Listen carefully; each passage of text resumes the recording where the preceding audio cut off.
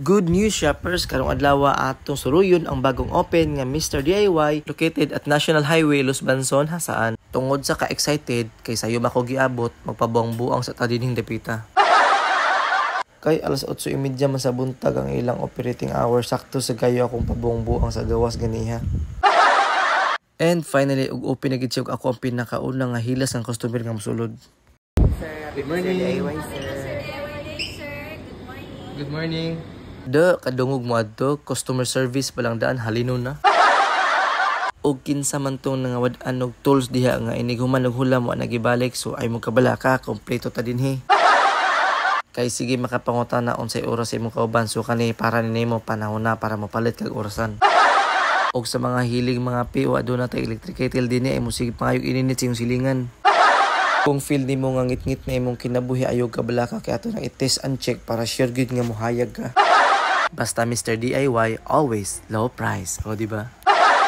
Og sa mga pet lover diha, kaning tanan, para ni sa inyo liver or lover? Boy.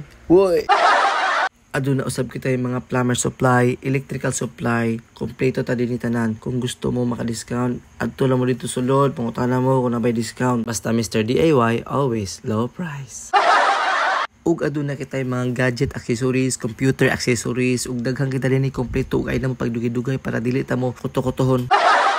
Kung nangita mo mga accessories sa mga motor, accessories sa mga sakyanan, naatay mga ubay-ubay nga mapilian dinhi. Ug na usab kita pang pasinaw sa inyong motor, sa iyong sakyanan, sama sa kasinaw sa iyong agtang. Huy, maninood bitaw sina pud bay ako agtang no.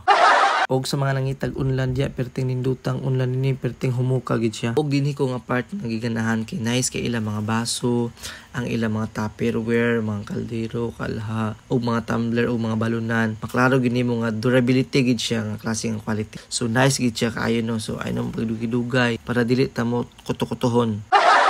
Dali-dali magisig ka mura sig nay paliton. Anyway, ang Mr. DIY naadi sila second floor. Simre gyapon siya kaluag sa ubos. So naadi ni pud ang ubang mga display nga wala dito sa ubos. So atong tan-awon karon kung sina karon. Karon naadi ni ang mga wipes, mga toothbrush, mga brush, mga sabonera, mga hanger. Naadi ni pangbutang tanan ilabi na sa mga payong, mga medyas, face towel, bath towel, ug ilabi na sa mga ladies accessories, kaway-kaway ni mga followers. So pamalit di mo diya ay bay mo gubot-gubot ta kay na kuto-kuton kita mo.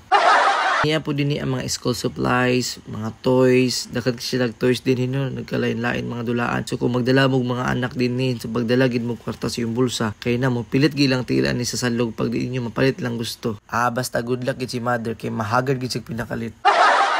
Ug aduna usab kita yung mga nindot kay kang kalo din ni sa taas. Ug niara po dinhi ang mga gagmay nga mga drawer. So nice kay siya no. So man naman ta mag-review. So mag sound trip sa ta. Kumbati doy.